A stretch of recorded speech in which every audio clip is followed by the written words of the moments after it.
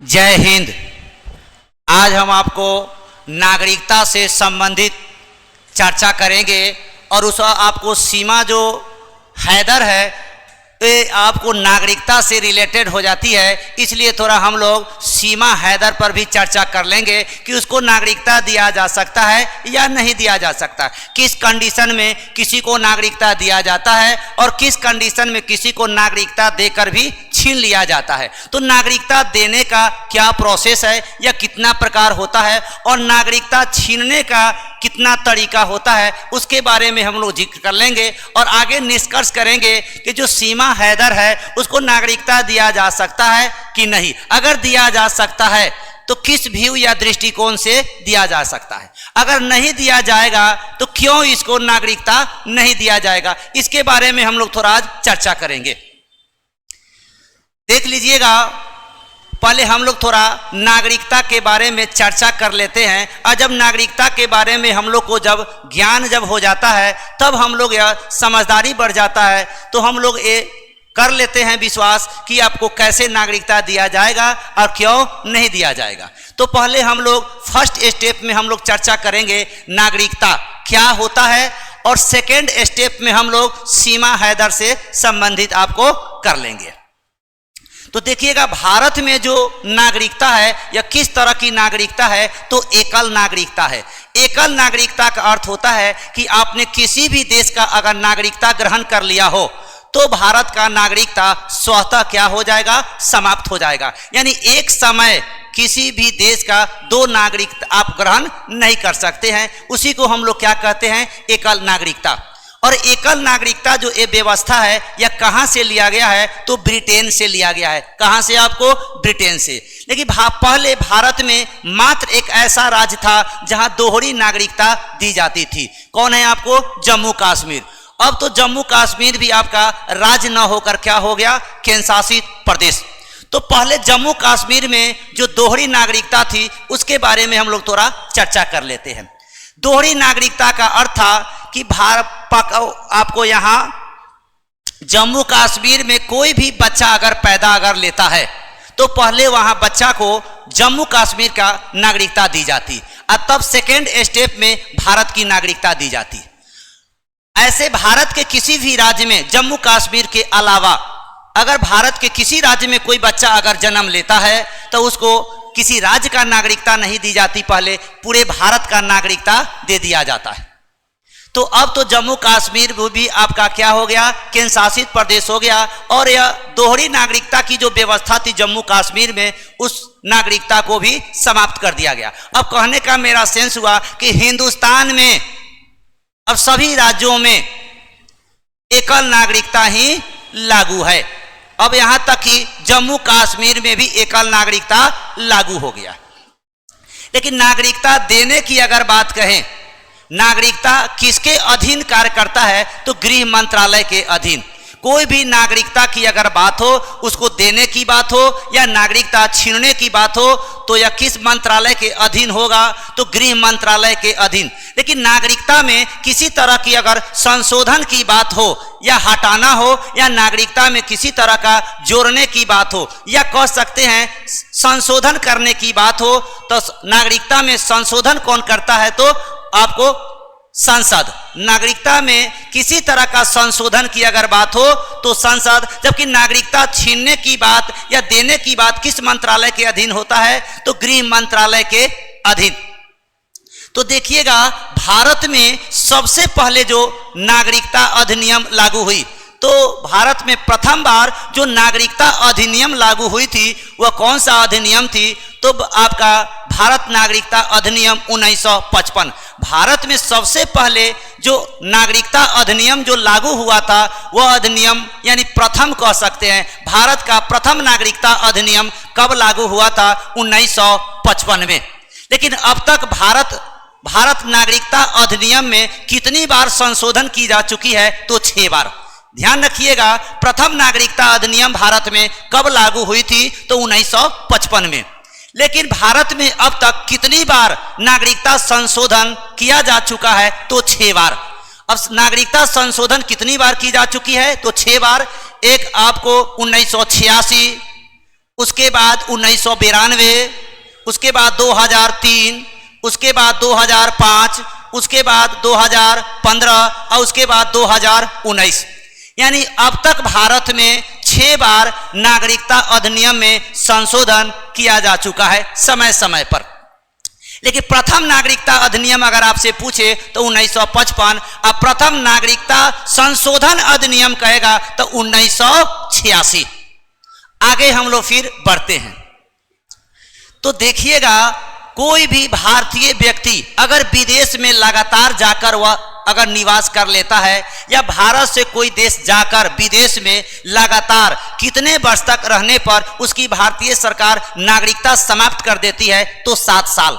अगर भारत का कोई जनता अगर विदेश में जाकर लगातार अगर 7 वर्ष तक रह जाता है तो उसकी नागरिकता भारत सरकार क्या कर देगी? समाप्त कर देती है। यानी विदेश में नागरिकता समाप्ति की अगर बात कहेंगे तो 7 वर्ष। जैसे भारत का कोई जनता अमेरिका हो, इंग्लैंड हो और फ्रांस में अगर जाकर लगातार रह जाता है 7 वर्ष तो उस व्यक्ति को भारतीय नागरिकता समाप्त हो जाता है। नंबर 1। दूसरी बात है कि कोई अमेरिका, इंग्लैंड, फ्रांस का भारत में कोई आ जाता है, यानी विदेश का कोई व्यक्ति अगर भारत में आके रह जाता है तो कितना दिन लगातार रहेगा तो उसको नागरिकता दिया जा सकता है तो 10 साल। यानी कहने का मेरा सेंस हुआ, भारत में कोई अगर रहेगा उसको नागरिकता कितना साल में दिया जा सकता है तो 10 साल। अब विदेश में कितना साल रहेगा तो उसकी नागरिकता को समाप्त कर दिया जा सकता है तो 7 साल। अब यहां प्रश्न उठता है कि नागरिकता जो है यह कितना प्रकार से दिया जाता है और नागरिकता कितना प्रकार का आपको त्यागा जाता है। तो भारतीय संविधान में नागरिकता जो है देने का आपको 5 तरीका है। भारतीय संविधान में नागरिकता देने का कितना तरीका है तो 5 तरीका है। 5 तरीका से भारतीय नागरिकता को दिया जा सकता है। अब उसमें से एक है जन्म के आधार पर। अब 5 तरीका से भारत में नागरिकता किसी व्यक्ति को दिया जा सकता है तो वह 5 कौन कौन है और किस किस कंडीशन में दिया जा सकता है उसके बारे में हम लोग चर्चा करते हैं। एक होता है वंश, पहले हम लोग जन्म के आधार पर पढ़ लेते हैं। एक है जन्म के आधार पर, इसमें कहा गया है कि 26 जनवरी 1950 के बाद अगर कोई व्यक्ति भारत में जन्म लेता है तो उसको भारतीय नागरिकता दिया जा सकता है। नंबर 1। दूसरी है आपको वंश के आधार पर। एक तो जन्म के आधार पर कह दिए, दूसरा है वंश के आधार पर। वंश के आधार पर है कि मान लिया जाए कोई भी पति पत्नी, कोई एक भारत का हो और कोई एक विदेश का हो। अगर कोई एक विदेश का हो और एक भारत का हो, उस कंडीशन में उसके बच्चा को नागरिकता दिया जा सकता है। यह आपका नियम क्या है? वंश के आधार पर। तीसरा है आपका देशीकरण। तीसरा क्या है आपका? देशीकरण। देशीकरण का अर्थ होता है कि भारत सरकार द्वारा प्रमाण पत्र पाकर, भारत सरकार द्वारा प्रमाण पत्र पाकर आपको नागरिकता दिया जा सकता है। चौथा है पंजीकरण के माध्यम से। यानी भारत में पंजीकरण जो है पहले 6 महीना था, अब पंजीकरण का अवधि 5 साल कर दिया है। यानी भारत में पंजीकरण के माध्यम से कितना समय में आपको नागरिकता दिया जा सकता है तो आपको 5 वर्ष में। तो पंजीकरण के माध्यम से 5 वर्ष, यानी देश का जो प्रमाण पत्र पाकर आपको नागरिकता दिया जा सकता है। तो कितना हो गया? 2 2 4 4। एक 5वां तरीका है भू विस्तार। 5वां तरीका है भू विस्तार। अब भू विस्तार क्या होता है? कोई ऐसा जगह यानी क्षेत्र है जिस पर विवाद चल रही हो, अब पहले से वह आपका क्षेत्र न हो तो वहां की नागरिकता जिस क्षेत्र पर जिसका रहता है अधिकार, वहां की नागरिकता उस देश का रहता है, जनता का। लेकिन जब हम लोग उसका क्षेत्र पर जब कब्जा कर लेंगे या वह क्षेत्र मेरा हो जाएगा या हम लोग का देश का अधिकार हो जाएगा, तो जब क्षेत्र पर अधिकार हो जाएगा तो वहां का जो जनता है उसको भी नागरिकता भारत का ही दिया जाएगा। तो जब किसी देश का या कोई भी भूखंड हो या कोई भी स्थल हो, जब भारतीय साम्राज्य में जब उसको मिला लिया जाएगा, यानी भारत देश का जब हिस्सा बन जाएगा, तो वहां की जनता को भी भारतीय नागरिकता दिया जाएगा। तो इस नागरिकता को हम लोग क्या कहते हैं? भू विस्तार। तो एक हो गया वंश के आधार, एक होगा जन्म के आधार पर, दूसरा हो गया वंश के आधार पर, तीसरा हो गया देशीकरण के आधार पर, चौथा हो गया आपको पंजीकरण के आधार पर, और आपका पांचवा हो गया आपको भू विस्तार के आधार पर। यही 5 तरीका है जिसके अंतर्गत भारत में नागरिकता दिया जा सकता है। अब दूसरा स्टेज हम लोग आते हैं कि किस कंडीशन में कोई व्यक्ति भारतीय नागरिकता उसे छीना जा सकता है। तो भारत में नागरिकता 3 तरीका से छीना जा सकता है। एक तरीका है कौन? कि आप स्वेच्छा से त्यागना, यानी आपको मन है कि हम विदेश में किसी भी देश का नागरिकता ले और भारत का नागरिकता छोड़ दे, तो आप, यह आपका निजी मामला है, इस मामला में सरकार आपको दखल नहीं करेगी। स्वेच्छा से भारतीय नागरिकता को आप समाप्त छोड़ सकते हैं, दूसरे तीसरे देश का आप नागरिकता को ग्रहण कर सकते हैं। तो इस नागरिकता को त्यागने को हम लोग क्या कहेंगे? स्वेच्छा के आधार पर, यानी आपके मन के अनुसार। दूसरा नियम क्या है त्यागने का? कि किसी भी देश का अगर आपने नागरिकता अपना लिया हो, किसी भी देश, दूसरे तीसरे देश का अगर आपने नागरिकता अपना लिया, तो स्वतः भारतीय नागरिकता क्या हो जाएगा? समाप्त हो जाता है। 2 कंडीशन। तीसरा कंडीशन है कि भारत सरकार द्वारा, यानी सरकार द्वारा छीनना। अब सरकार द्वारा जो नागरिकता छीना जाता है, ये हो गया तीसरा। अब कहिएगा कि सरकार क्यों छीनती है?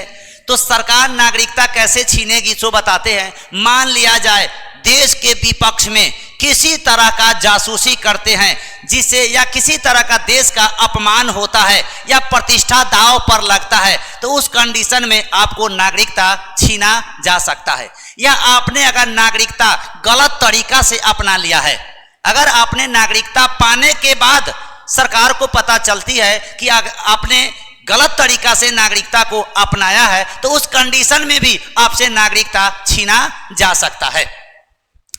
अब हम लोग आते हैं थोड़ा वीजा में और पासपोर्ट में। पूरा पहले नागरिकता जब आप समझ लेंगे तब हम लोग आएंगे सीमा हैदर पर। तो आपको नागरिकता से किसी तरह से रिलेटेड आपको किसी तरह की कठिनाई नहीं होगी। आप किस कंडीशन में दिया जाता है और किस कंडीशन में नहीं दिया जाता है आप बखूबी समझेंगे। तब एक होता है वीजा, एक होता है पासपोर्ट। तो वीजा क्या होता है और पासपोर्ट क्या होता है? तो वीजा क्या होता है? किसी भी देश में, जैसे आप अमेरिका में जाना चाहते हैं तो वीजा देगा अमेरिका वाला। जिस देश में आप जाना चाहते हैं वह देश आपको क्या देगा? वीजा, और वह अस्थायी तौर पर देता है। जिस देश में आप जाना चाहते हैं उस देश द्वारा दिया जाता है वीजा। पासपोर्ट क्या होता है? जिस देश से आप जाते हैं, यानी जो अपना देश होता है, जैसे भारत से आप अमेरिका जाते हैं तो उस कंडीशन में अमेरिका सरकार आपको वीजा देगी कि आप मेरे यहां आइए। तो वो जो स्वीकृति दिया वह वीजा के माध्यम से देती है। कब तक रहना है वो सब उस वीजा में लिखा रहता है। आप जा कहां से रहे हैं? भारत से। तो भारत सरकार द्वारा अमेरिका जाने के लिए आपको क्या देगी? पासपोर्ट। तो पासपोर्ट एक सरकारी दस्तावेज होती है जिसमें लिखा आपका आने का जाने का सारा टाइमिंग होता है। ये भी अस्थायी होता है और कब जाना है कब आना है ये वो भी लिखा रहता है। आपका जो भी पहचान पत्र रहता है वह सब आपको पासपोर्ट में लिखा रहता है, जिससे किसी तरह का आदमी इधर उधर भी अगर हो जाता है तो सरकार उस देश से पूछती है कि मेरा जनता कहाँ है। ठीक है। और पासपोर्ट वीजा में यही अंतर है। अब हम लोग थोड़ा चर्चा कर लेते हैं एनआरसी क्या होता है। एनआरसी अब थोड़ा जो नया टॉपिक है उसके लिए हम लोग वीजा पढ़ लिए, पासपोर्ट पढ़ लिए, उसके बाद नागरिकता से रिलेटेड पढ़ लिए। अब हम लोग आते एनआरसी। एनआरसी क्या होता है? हाँ, national register of citizens. National NRC का फुल फॉर्म होता है national register of citizens, NRC. NRC Bharat में सबसे पहले कहां लाया गया था? असम में 1951 में। सबसे पहले एनआरसी कहां लाया गया? आपको असम 1951 में। अब एनआरसी क्या होता है, एनआरसी के बारे में हम लोग थोड़ा चर्चा कर लेते हैं।